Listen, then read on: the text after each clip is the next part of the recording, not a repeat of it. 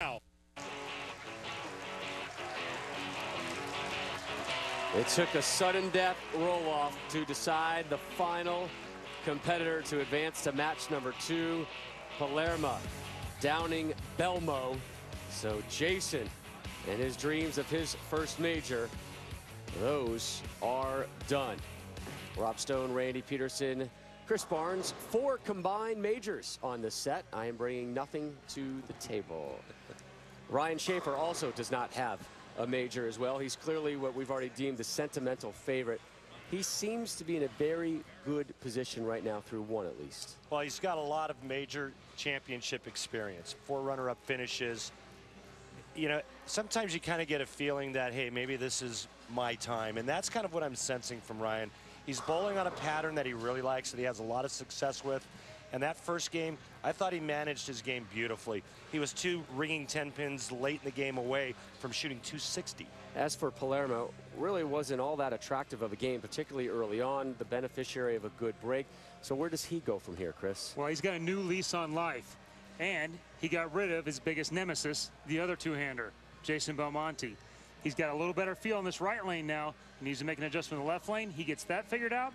I think he can be the man to beat. Well, the man who had the top scores, your #1 overall seed, Sean Rash, he dropped to 245 in match number 1. He is still the guy to beat, still hunting his 2nd career major title. Match number 2 from Las Vegas coming up right now. Rash up first here in match 2. Born in Alaska, spent a lot of time in Wichita where he bowled collegiately, now lives outside Chicago. First shot is a strike in match 2.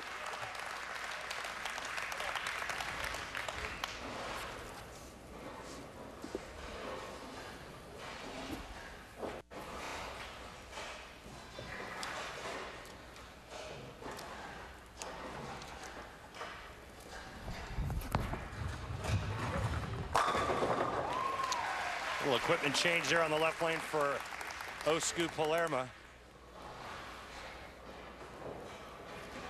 Now the Bulldog. Rob's hit it a couple of times. Sentimental favorite.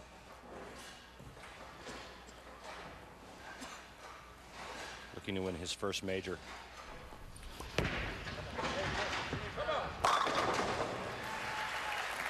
Strikes across the board in frame 1. He's been so close so many times. 4 runner-up finishes. He's only won 4 titles, has Schaefer. Rash, he too has won 4 times. The last one for Sean, you have to go all the way back to October 28th of 07. It was the USBC Masters in Milwaukee. Watch this one. Does the same thing that Oscar's ball. Got to those tracing arrows down there at 35, 40 feet. Got back up on top of it. Didn't complete the move is what we call it. It stayed on top, didn't go through the pins. So Chris Barnes, let me ask you then, is this a fair statement? He who masters the left lane today wins this title? I think that's a completely accurate statement. It's the toughest of the 2 lanes so far. Schaefer has dominated that lane much better than the other 2 guys. Therefore, it's advantage Schaefer.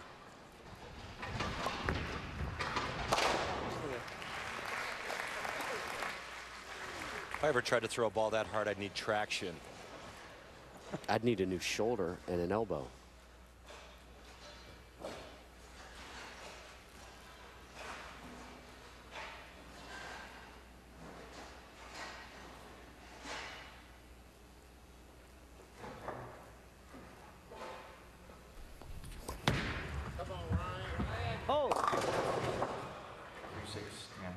Schaefer giving the approach the evil eye there, right through the nose.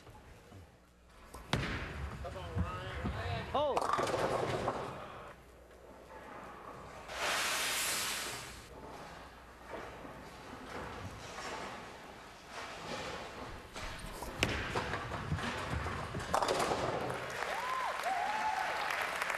That's a pretty good spare. Palermo, Rash, Schaefer. Match number 2, all tied up after 2 here at the PBA World Championship.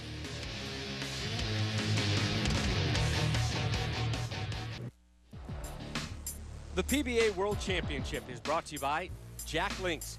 Jack Link's Beef Jerky. Feed your wild side. By Roto-Grip, the fastest growing bowling ball brand in the world. Roto-Grip is king of them all. By Alka-Seltzer Plus. Alka-Seltzer Plus liquid gels provide more complete cold relief than NyQuil. And by Columbia 300. Columbia bowls the world over. Extra Frame is the PBA's video subscription service for the PBA fan who wants more. This season, the PBA has added live wall-to-wall coverage of 4 events that can only be seen on Extra Frame. The first of those begins this Friday, the PBA Cheetah Open, presented by Ebonite. You must be an Extra Frame subscriber to watch these events. Monthly and yearly subscriptions are available. Head on over to PBA.com and sign up today. While we were gone, all strikes in the 3rd. So we're still tied up here in match number 2 at the PBA World Championship.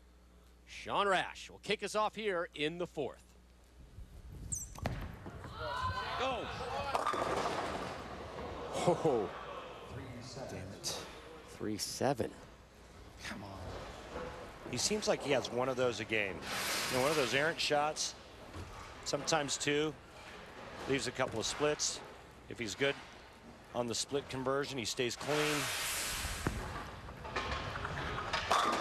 Palermo on the other lane leaves the 9-pin. Thank you. Thank you. Why didn't he say that in finish? He's not angry enough.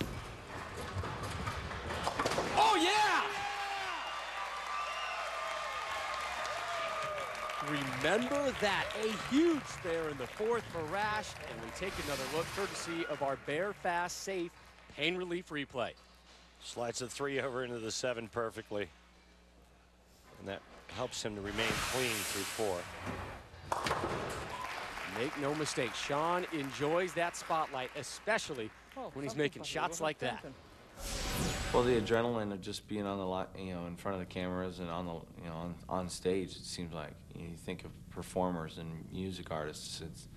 They're always in front of people, always on a stage, and the adrenaline's always rushing, and it's easier to compete when the adrenaline's rushing and instead of just kind of going through the motions, I think.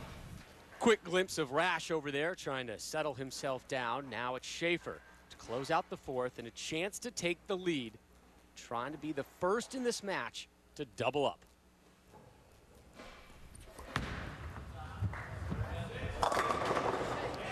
Down she goes.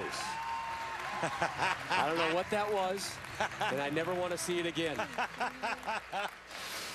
Oh, no. Oh, no. Rash starting to lose control here. We heard how he likes that adrenaline rush, but he might need to rein it in, Randy. It just seems like when this pace starts to go, right, it just gets so fast and out of control.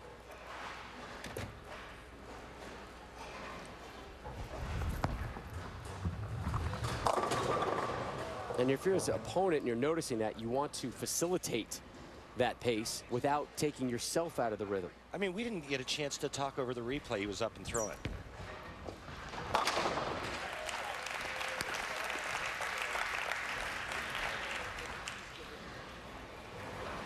think I'm starting to see the early hook, and it's making me want to try to go around it.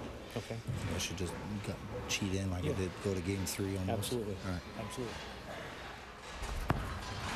He's feeling friction in the front, too, by that conversation. He's going to cheat in left. Woo. Clean. He's a 15 high frames, energy, high intensity guy, but the one caveat he has to that is he gets fast. And when his feet get fast, his upper body gets forward, he makes bad shots. He throws them left or he throws them fast.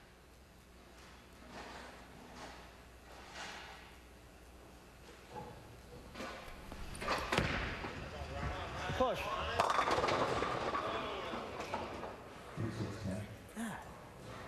Should have moved after Sean. This ball looks like it checks early, never pushes to the right, goes through the face. Gets a nice break, though, tripping the 9 out late. That's a heck of a lot easier, the 3-6-10, than when the 9's back there. Remember, low score out. The other two will advance to the finals to bowl for this year's first major. Catch it. Missed it. As soon as you get it going that way. Bigger cliff here. Damn it.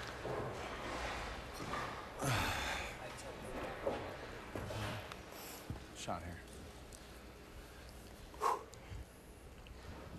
It's been back-to-back 8 spares for Rash. His lead over Schaefer only at 3 pins now. And Rash drops them all and gets a hand there from his buddy Dan McCarty. Even though those two haven't known each other very long, Sean says that it's a real inspiration having him here.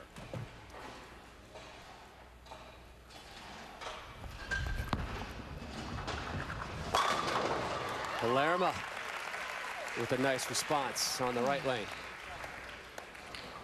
Yeah, we're seeing all 3 guys make a jump left here. All seeing friction in that 15 to 25 foot range, moving 3 to 4 boards left with their feet, a couple boards left with their eyes. Palermo hasn't missed the pocket yet.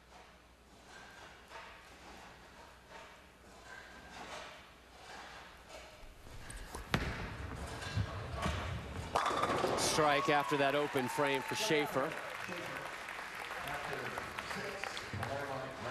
Now, 2 frames ago, he made that move on the left lane, didn't make it on the right, went high. I anticipate the same kind of move. A little 3 and 2 probably with his feet, 3 with his feet, 2 with his eyes.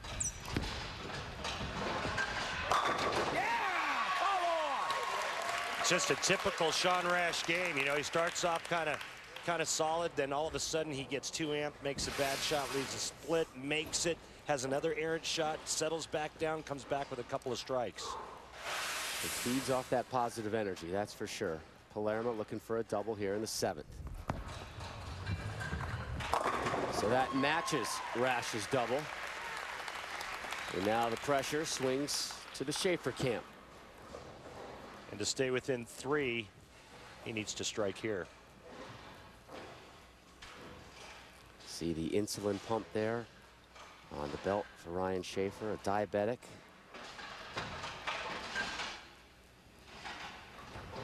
It's a lot to overcome and to perform at this level.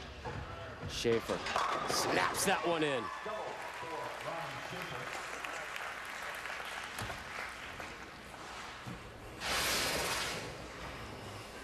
You said it, Chris. You anticipated a move.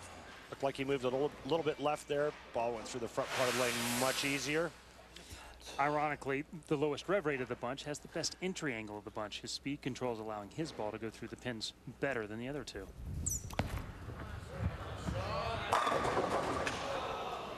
Speed, right? Yeah, speed, forward roll. You know, 2 things that Sean's great at is getting it forward, blending out conditions, and that big rev rate. But it does smooth out that entry angle through the pin sometimes. I mean, that was a flat 10, and to me it looked like it was because it was just too fast. Ball never turned and faced the pocket good enough.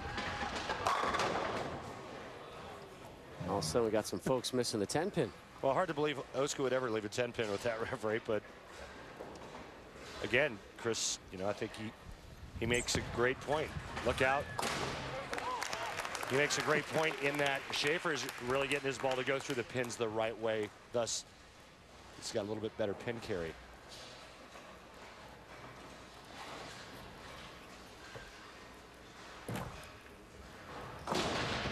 You don't want to turn your head when either one of those players is shooting a 10-pin. Or any single pin spare for that matter. I just did. I was looking at our scoreboard. And I jumped out of my seat there. I wasn't prepared for that. It's been frightening me all week.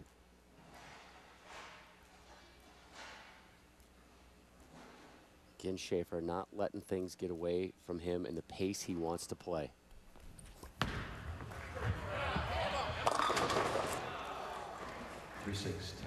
Could have taken the lead there with a strike. Instead, it's another 3-6-10. Can't keep up with it.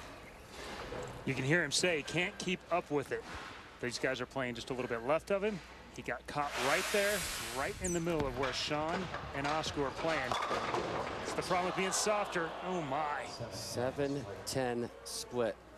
Well, he's bowling with two players that absolutely destroy oil patterns. But right now, unless Sean Rash can become the 4th player in tour history to convert the 7-10 on television, Schaefer may be in a pretty good spot. Schaefer covers that one. Last time a 7-10 split was converted on television, Jess Stayrook, 1991 in Tucson. 20 years ago? Leave it there. It's all right. Never know. Tough break for Rash there. Pocket 7-10. Remember, low score out. The other two advance.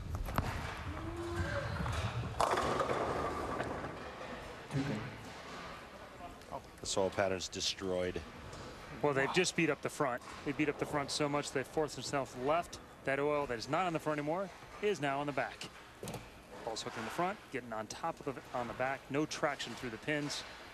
Flat 10s, 7-10s. Square up, 3-6-10.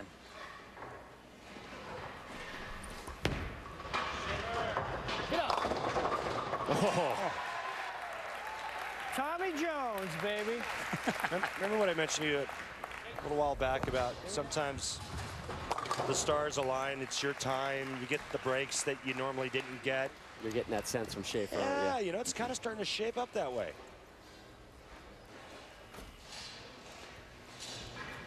Rash now has to double. He has to double to make Schaefer double in the 10th.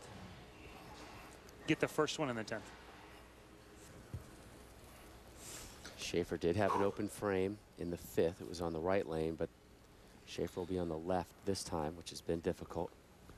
Dan McCarty watching. Dad Gene. Sean, the effort. Leaves double wood. Missed it at the bottom.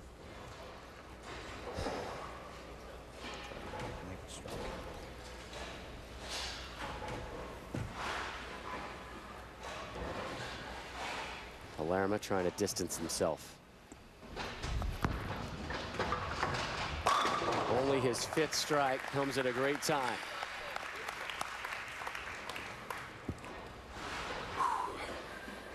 And that means Oscar will advance.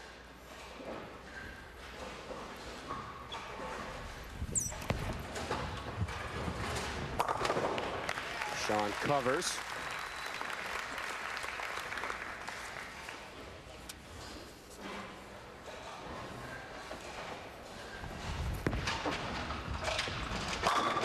And another strike. Sean needs 7 pins here to force Schaefer to mark in the 10th.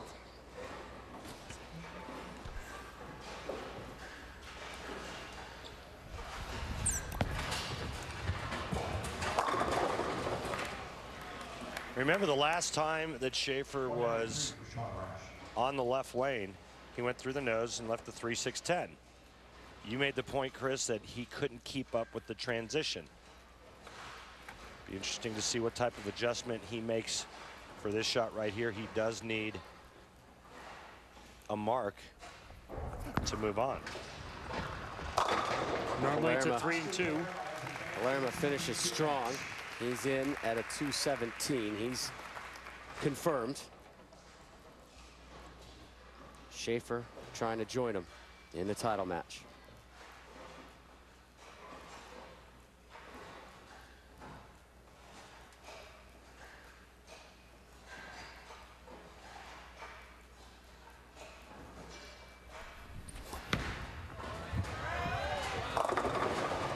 And he's done it. Well, we're going to have a first-time winner of a major tournament. Ryan Schaefer, 4 times the bridesmaid at the big major wedding. Tired of catching the bouquet. He wants the big dance and the big title.